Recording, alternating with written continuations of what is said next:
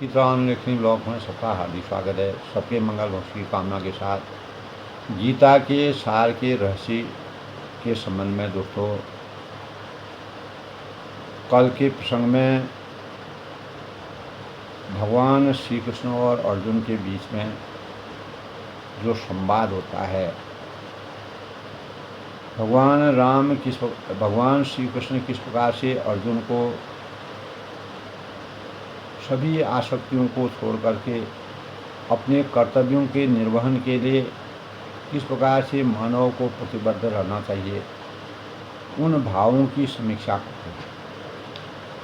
और उसी के परिणाम स्वरूप अनेक मानवीय ज्ञान से सुसज्जित होकर के धर्म की रक्षा करने के लिए, पापों से मुक्ति प्राप्त करने के लिए और मानव धर्म के कल्याण के लिए हमें किस प्रकार से इस सृष्टि को विराजित रखना है, हमेशा के लिए सृजित रखना है, उन भावों को हमेशा के लिए उनके स्वरूप को मानव चेतना में अवतरित करने के भावों का जो और अर्जुन के अंतःकरण में जो संशय थे, संदेह थे, उन संशय और संदेहों को अपने विचारों के अनुसार कैसे परिवर्तित करते हैं, उन्हीं की समीक्षा गीता सार में की गई। तो कल के प्रसंग में दोस्तों, श्री भगवान ने अर्जुन से कहा कि हे पार्थ, जब मनुष्य मनोधर्म से उत्पन्न होने वाले इंद्रिय तृप्ति की समस्त कामनाओं का परित्याग कर देता है और जब इस तरह से विशुद्ध हुआ उसका मन आत्मा में संतोष प्राप्त करता है, तो वह विशुद्ध दिव्य चेतना को प्राप्त या स्थिर की कहा, वह अपने आप में अटल रहता है। तभी कहा है, दुखे धनुद्वि ग्रमना सुखेन विगत समर्थ, और वीत राग भय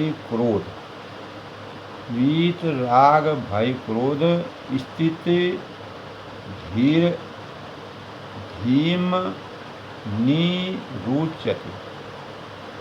यानी जब तापों से होने पर भी, दैहिक भौतिक तापों की समीक्षा कल थी दोस्तों, तो दैहिक भौतिक ताप जो है, अगर इन तापों के आने से भी अगर हमारे जीवन में हम अपने को कभी विचलित नहीं होने देते, स्थिर प्रज्ञ रहते हैं, तो विचलित नहीं होते हैं दैहिक भौतिक तापों के आने से भी, जो यद्यपि हमें विचलित करने के भाव व्यक्त करते हैं, हमें परेशानी होती है और हमें अनेक प्रकार की परेशानियों से गुजरना पड़ता है, चुनौतियाँ आती है, सुख दुख और अनेक प्रकार से इस प्रकार से ज्ञान अज्ञान के भाव आते हैं। तो दैहिक भौतिक तापों यानी देवी आपदाओं के परिणाम स्वरूप भी जब हम अपने जीवन को हमेशा विचलित करने से अगर हमारा अस्तित्व विराजित रहता है, विचलित होने से विरत नहीं होते हैं, तो सुख में हम प्रसन्न नहीं होते हैं, दुख में हम परेशान नहीं होते, कहने का तात्पर्य। तो जो आसक्ति भय और क्रोध से मुक्त है, किसी प्रकार की आसक्ति नहीं है, चाह नहीं है, भय नहीं है, निर्भय है। अगर हमें कोई चाहत नहीं है तो हम निर्भय रहेंगे। और क्रोध हमारे अंतःकरण में है।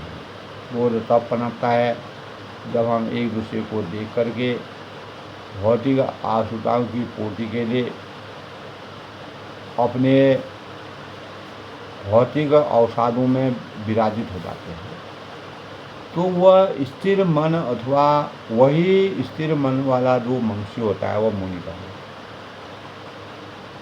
तो मुनि शब्द का अर्थ है दोस्तों वह जो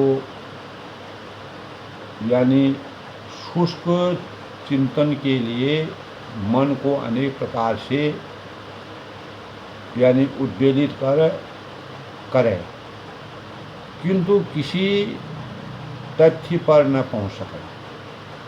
कहा जाता है कि प्रत्येक मुनि का अपना अपना दृष्टिकोण होता है, और जब तक एक मुनि अन्य मुनियों से भिन्न न हो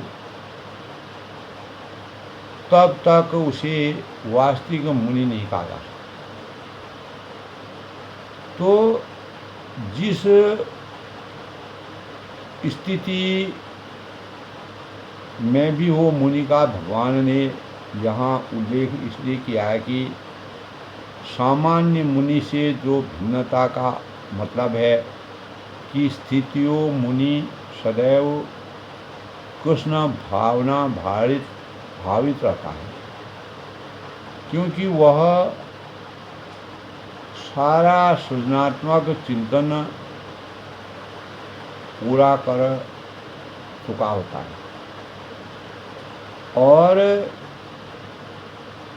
यह प्रशांत निशेष मनो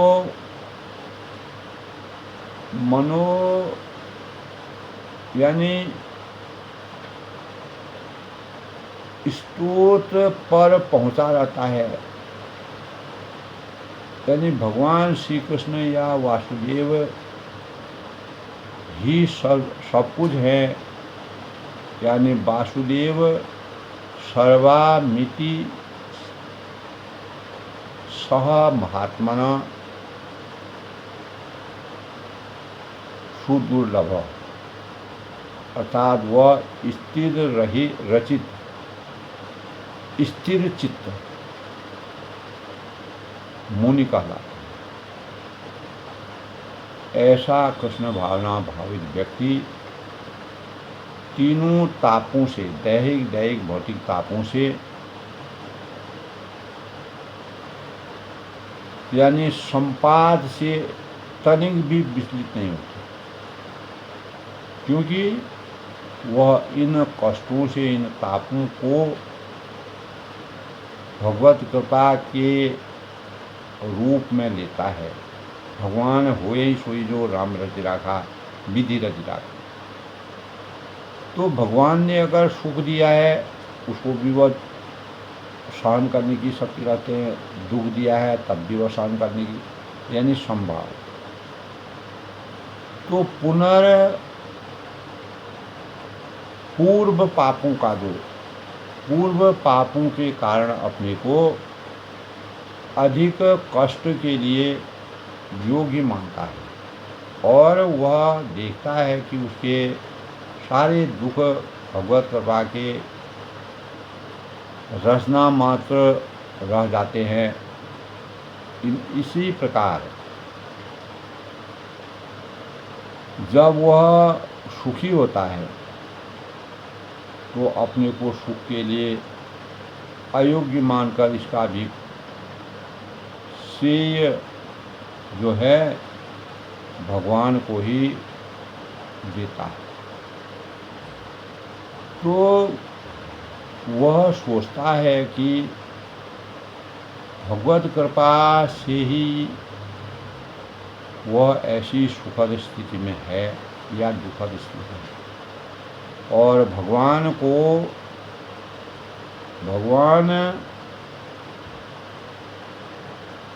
की सेवा और अच्छी तरह से वह कर सकता है, और भगवान की सेवा के लिए तो वह सदैव साहस करने के लिए यानी संबद्ध रहता है, प्रतिबद्ध रहता है। तो वह राग या विराग से प्रभावित नहीं होता है।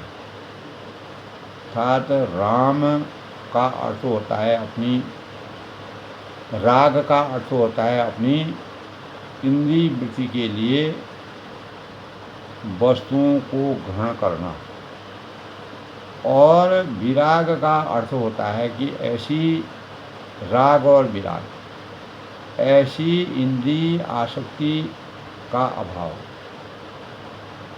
किंतु कृष्ण भावनामृत में स्थित व्यक्ति जो है, में न राग होता है और न विराग, क्योंकि उसका पूरा जो जीवन ही भगवत कृपा में अर्पित रहता है, पूर्ण रूप से भगवान में वह विरक्त रहता है। तो फलतः प्रायः दोस्तों सारे प्रयास, सारे प्रयत्न असफल रहने पर भी वह वह कभी भी खुश नहीं, उसको खुश नहीं होता, यानी वह क्रुद्ध नहीं होता है, क्रोध नहीं करता और उसको कोई परेशानी नहीं होती है, क्योंकि वो उसमें अपने मन को मनाने की शक्ति विराजित रहती है। तो चाहे विजय हो या न हो, तो कृष्ण भावना भाई, तभी भगवान श्री कृष्ण ने अर्जुन से कहा था कि रण युद्ध में चाहे अगर तुम जीत जाओगे तो तुम भौतिक सुखों की, अनेक प्रकार के सुखों का भोग करोगे। अगर तुम हार जाओगे तुम्हारी मृत्यु हो जाएगी, तो तुम स्वर्ग की प्राप्त करोगे, अर्थ धर्म काम मोक्ष ही तुमको प्राप्त होगा। तो व्यक्ति अपने कृष्ण भावना भक्ति में व्यक्ति अपने संकल्प पक्का होता है। जो कृष्ण भावनामृत से परिपक्व होगा, वो अपने संकल्पों के प्रति, अपने सिद्धांतों के प्रति पूर्ण रूप से संलग्नित होगा। तब कहा है, यह सर्वत्रान भी स्नेह स्तप्य प्राप्य शुभाशुभम ना भी नंदति न देष्टि तस्य प्रजा प्रतिष्ठता। यानी इस भौतिक, भगवान श्री कृष्ण कहते हैं कि इस भौतिक जगत में जो व्यक्ति न तो शुभ की प्राप्ति से हर्षित होता है और न वह अशुभ के प्राप्त होने पर उससे घृणा करता है, तो वह पूर्ण ज्ञान में स्थिर होता है। परफेक्ट नॉलेज, परफेक्ट ज्ञान, पूर्ण ज्ञान में वह हमेशा अटल रहता है। इसका तात्पर्य यह है कि दोस्तों, भौतिक जगत में सेवा ही कुछ न कुछ, यानी भौतिक जगत में जो सदा ही कुछ न कुछ उथल पुथल होती रहती है, हमेशा कोई न कोई उथल पुथल, कभी उतार कभी चढ़ाव होता है। उसका परिणाम जो है, यानी अच्छा हो चाहे बुरा, तो ऐसी उथल पुथल में, ऐसे उतार चढ़ाव से विचलित नहीं होना होता। जो अच्छे शुभ या बुरे अशुभ से अप्रभावित रहता है, उसे कृष्ण भावनामृत में स्थिर समझना चाहिए। तो जब तक दोस्तों मनुष्य इस भौतिक संसार में है, तब तक अच्छाई या बुराई की संभावना रहती है, क्योंकि यह संसार द्वैत यानी द्वंद्वों से पूर्ण है। अनेक प्रकार की द्वंद्व यहाँ पर होते रहते हैं, कभी अच्छाई के लिए, कभी बुराई के लिए, कभी सुख के लिए, कभी अशुभ के लिए, कभी सफलता के लिए, कभी असफलता के लिए। किंतु जो कृष्ण भावनामृत में स्थित हो है, वह अच्छाई या बुराई से छुटकारा है। उसको न अच्छाई से कोई सरोकार है, न बुराई से कोई सरोकार, क्योंकि उसका सरोकार मात्र कृष्ण से होता है। कृष्ण नाम जाप में जो संलग्न रहता है, तो गीता के सार में कृष्ण की पराकाष्ठा उच्चता का जो ज्ञान दिया गया है, जो सर्व मंगलमय है, यानी ऐसे कृष्ण भावनामृत में मनुष्य पूर्ण ज्ञान की स्थिति प्राप्त कर लेता है, जिसे समाधि कहते हैं। समाधि का मतलब है कि बुराई व अच्छाई में से अछूता रहना। यदा संहरते चायम कर्मो अंगा नीच सर्वज्ञ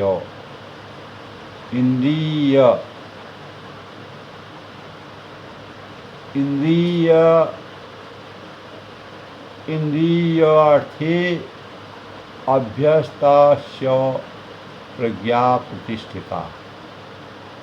यानी जिस प्रकार कछुआ अपने अंगों को संकुचित करके खोल के भीतर कर लेता है, यानी इतना संकुचित करने की उसकी क्षमता होती है, समस्त अपनी संरचना को एक स्वरूप में बांध लेता है। उसी तरह से मनुष्य अपनी इंद्रियों को इंद्रिय विषयों से खींच लेता है, यानी अपने आप में संयमित हो जाता है। वह पूर्ण चेतना में दृढ़ता पूर्वक स्थिर होता है। वही पूर्ण चेतनामय मनुष्य का साकार स्वरूप है।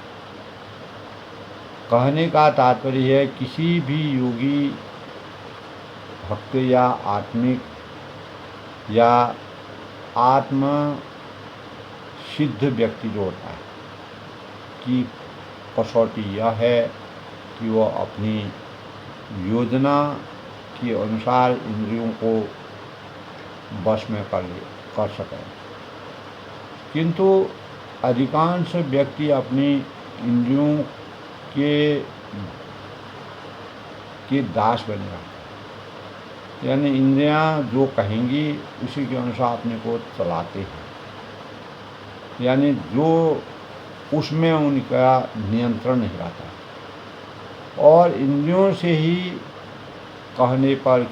ही कहने पर हम चलते हैं। तो यह है कि दोस्तों, उत्तर इस प्रश्न का है कि योगी किस प्रकार स्थित होता है, और इंद्रियां की तुलना विषैले सर्पों से की गई है।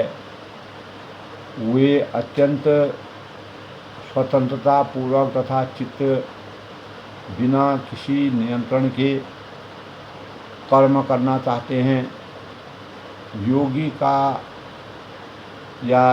या जो भक्त को इन सर्पों को वश में करने के लिए एक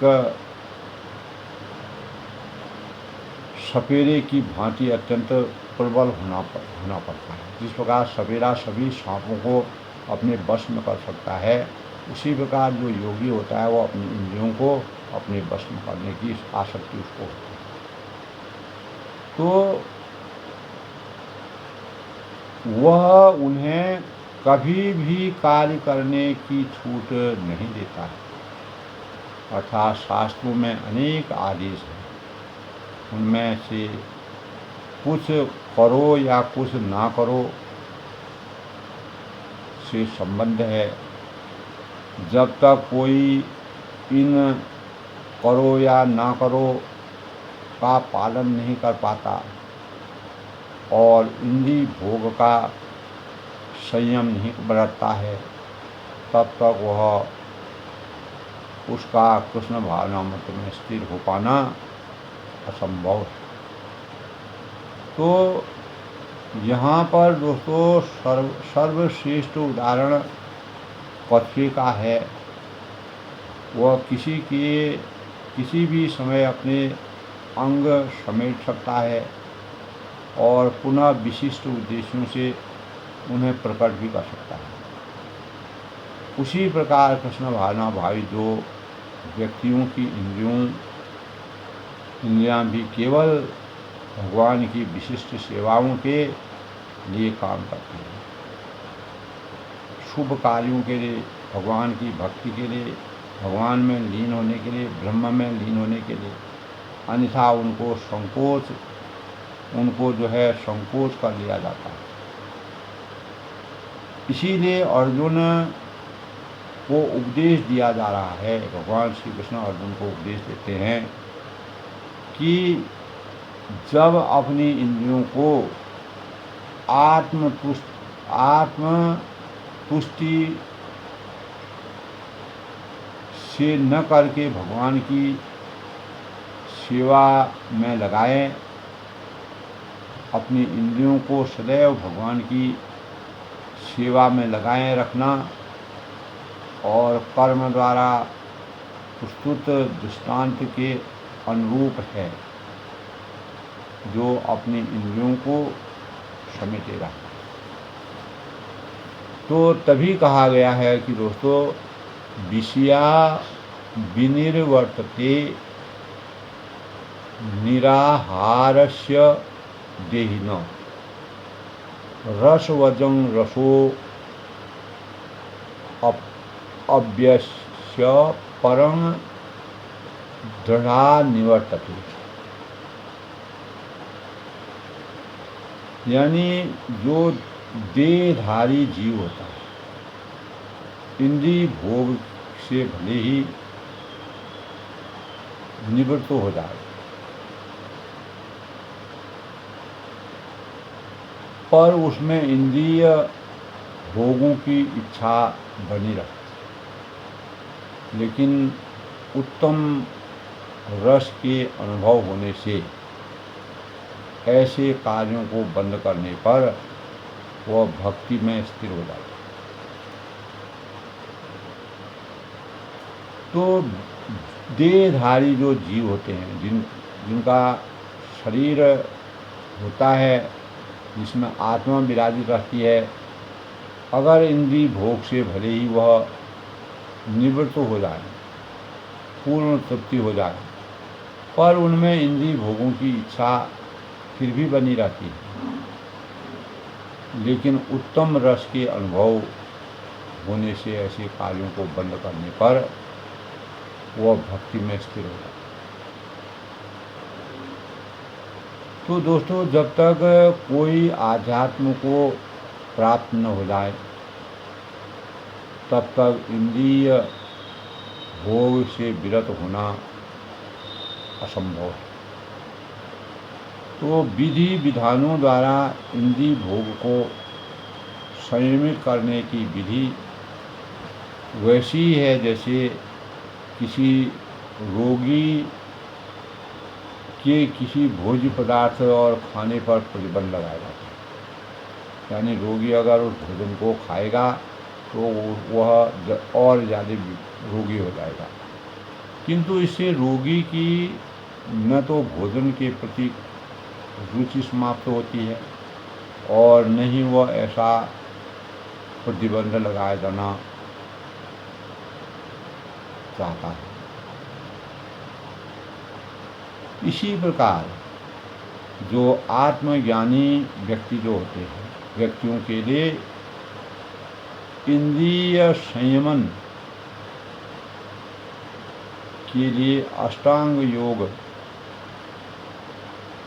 जैसी जो विधियां होती हैं की संस्तुति की जाती है। अष्टांग योग में अनेक प्रकार के विधि विधान निहित हैं, जिसमें यम, नियम, आसन, प्राणायाम, प्रत्याहार और धारणा और स्थान आदि सम्मिलित हैं अष्टांग योग के अंदर, किंतु जिनसे कृष्ण भावनामृत के पथ पर प्रगति के क्रम में परमेश्वर कृष्ण के सौजन्य के सौंदर्य का रसास्वादन कर लिया है, भगवान के वास्तविक स्वरूप का वर्णन कर लिया है, तो उसे जड़ भौतिक जंतुओं में कोई रुचि नहीं होती है, रुचि रह ही नहीं जाती है। अतः आध्यात्मिक जीवन में, आध्यात्म के मार्ग में ये सारे प्रतिबंध अल्पज्ञानी और नव दीक्षितों के लिए है, जो नई चीज़ों को प्राप्त करने में जिन्होंने शुरुआत की है। ऐसे प्रतिबंध तभी तक ठीक रहते हैं जब तक कृष्ण भावनामृत में रुचि जागृत नहीं है। जब तक भगवान कृष्ण भावनामृत में हमारी वृत्ति जागृति नहीं होती है, तब तक ये कामयाब रहते हैं। और जब वास्तव में रुचि हमारी जग जाती है, अज्ञान से ज्ञान की पराकाष्ठा में हम आ जाते हैं, उच्चता में की श्रेणी में आ जाते हैं, तो हमको कृष्ण भावनामृत का ज्ञान होने लगता है। तो मनुष्य में स्वतः ऐसी वस्तुओं के प्रति अरुचि उत्पन्न हो जाती है, खुद ही उसकी रुचि उसमें नहीं रहे। तो बततो ह्यपि कौन्तेय पुरुषस्य निपस्सितः इंद्रियाणि प्रमाधीन हरन्ति प्रसभं मनः। तभी भगवान श्री कृष्ण ने अर्जुन से कहा कि ये अर्जुन, यततो ह्यपि कौन्तेय,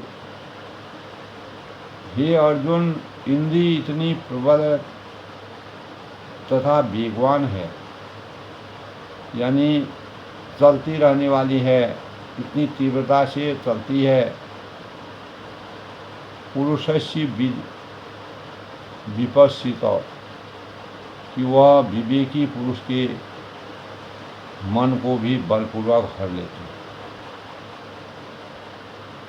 तो इंद्रियाणि प्रमाधीति, जो उन्हें वश में करने का प्रयत्न करता है।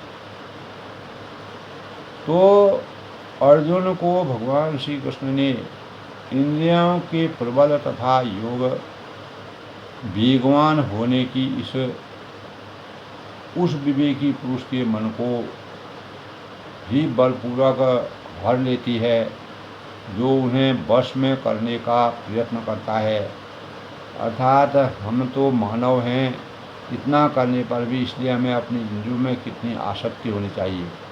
तो अनेक विद्वान और ऋषि हैं और दार्शनिक हैं तथा आध्यात्मवादी हैं, वह भी इंद्रियों की वश में करने का प्रयत्न निरंतर करते रहते हैं, किंतु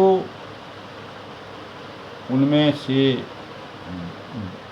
यानी बड़े से बड़ा भी कभी कभी विस्तृत हो जाता है। इसीलिए इंद्रिय भोग का लक्ष्य बन जाता है। और यहाँ तक कि विश्वामित्र जैसे महर्षि तथा पूर्ण योगी को भी मेनका के साथ विषय भोग में प्रवृत्त होना पड़ा। यद्यपि वे इंद्रिय विग्रह के लिए कठिन तपस्या तथा योग कर रहे थे, लेकिन विश्व इतिहास में इसी तरह के अनेक दृष्टांत हैं, प्रसंग हैं। अतः पूर्णतया कृष्ण भावना भावित हुए बिना मन तथा इंद्रियों को वश में कर सकना अत्यंत कठिन है। तो मन को कृष्ण में लगाए बिना मनुष्य ऐसे भौतिक कार्यों को बंद नहीं कर सकता। परम साधु तथा भक्त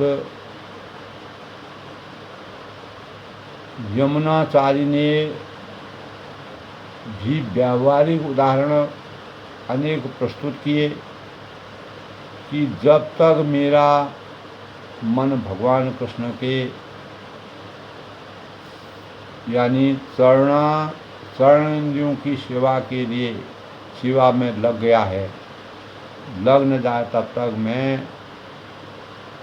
तक जब से मैं नित्य नौ दिव्य रस का अनुभव करता रहा हूँ, तब से इसी प्रसंग का विचार आते ही मेरा मन उधर से फिर जाता है और मैं ऐसे विचार पर यानी थू करता हूँ। तो कृष्ण भावनामृत इतनी दिव्य सुंदर वस्तु है कि इसके प्रभाव से भौतिक प्रभाव स्वतः निरस हो जाते हैं और यह वैसा ही है जैसे कोई भूखा मनुष्य प्रचुर मात्रा में पुष्टदायक भोजन करके अपनी भूख मिटा ले। तो महाराज अम्बरीश भी दोस्तों परम योगी और दुर्वासा मुनि पर इसीलिए विजय पा सके क्योंकि उनका मन निरंतर कृष्ण भावनामृत में लगा रहता था। तो इस प्रकार दोस्तों इंद्रिय भोग की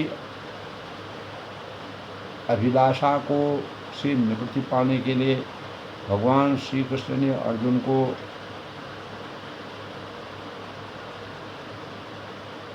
यानी युद्ध क्षेत्र में, कुरुक्षेत्र के युद्ध क्षेत्र में यानी शक्ति परीक्षण के समय, युद्ध यानी निरीक्षण के समय जो गीता के सार के अनुसार जो ज्ञान लिया, उस ज्ञान के लिए हमें अपने इंद्रियों को किस प्रकार से सशक्त रखना चाहिए जिससे हम विचलित न हों, हम स्थिर रहें, हम एक मुनि के स्वरूप में रहें। बड़े बड़े ऋषि मुनि भी अपनी इंद्रिय भोग की आसक्ति में विचलित हो गए। तो भगवान की वास्तविक आसक्ति का और जिसके परिणाम से उन्हें अनेक प्रकार से अपने को पश्चाताप करना पड़ा। तो इसीलिए इंद्रिय भोग से निवृत्ति के लिए भगवान श्री कृष्ण ने अर्जुन को कैसे प्रतिबद्ध किया, वह आज के प्रेरणादायक विषय का सबसे बड़ा स्वरूप है। अपनी वाणी को विराम देते हुए गीता के सार में भगवद गीता के अनुसार अर्जुन को दिए गए जो उपदेश थे वह कितने सार्थक हैं, कितने पुष्ट हैं, कितने जीवंत हैं। यह हमारे सिद्धांतों को, हमारी वेदनाओं को, हमारे चरित्र को कितना साकार और सिद्धांतवादी पथ पर चलने के लिए अवसर करते हैं। इसीलिए गीता में भगवान श्री कृष्ण ने यदा यदा हि धर्मस्य ग्लानिर्भवति भारत अभ्युत्थानम् अधर्मस्य तदात्मानं सृजाम्यहम् और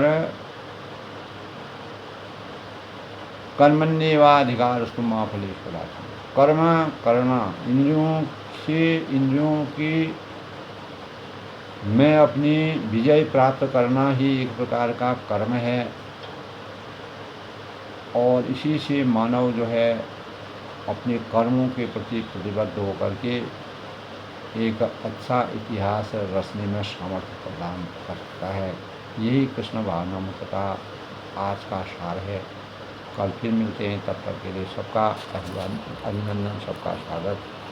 जय श्री कृष्ण।